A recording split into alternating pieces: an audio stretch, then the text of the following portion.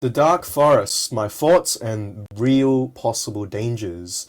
So The Dark Forest is the second book after The Free Body Problem. And of course, warning, there will be spoilers ahead. So I just finished reading the Dark Forest, or Sum Lum. And the ending was great. The protagonist, Liu, whose name means logic in Mandarin, is a warfessor, an individual appointed to a high position above the United Nations in order to create strategies and plans to destroy and prevent the upcoming Sophon invasion. The Sophons themselves can read minds, however they can't lie. So then that's why the warfare program became an integral part of fighting against the aliens. Liu used his knowledge of using the sun as a beacon to alert other civilizations to attack another planet. And also Liu used his knowledge of cosmic sociology, which is aka that the civilizations within the universe are like a dark forest with hunter and prey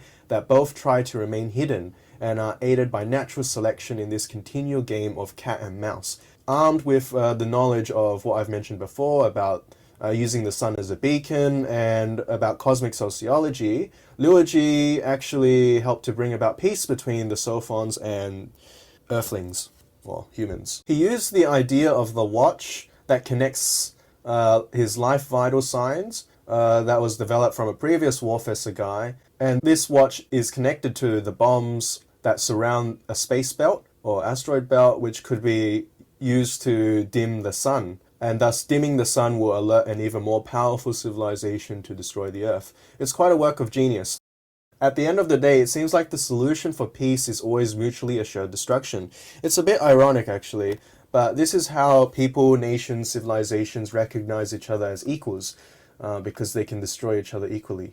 The notion of cosmic sociology is quite brilliant and helps to answer the problem of the Fermi Paradox, which is basically a question posed by Fermi himself about where are the alien civilizations if there are a near infinite number of galaxies with a near infinite number of stars with a near infinite number of planets that could possibly develop life.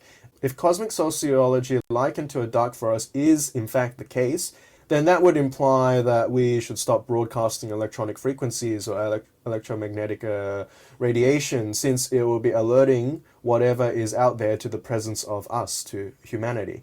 We have been using radio and other wireless electromagnetic frequencies for communication for more than 100 years.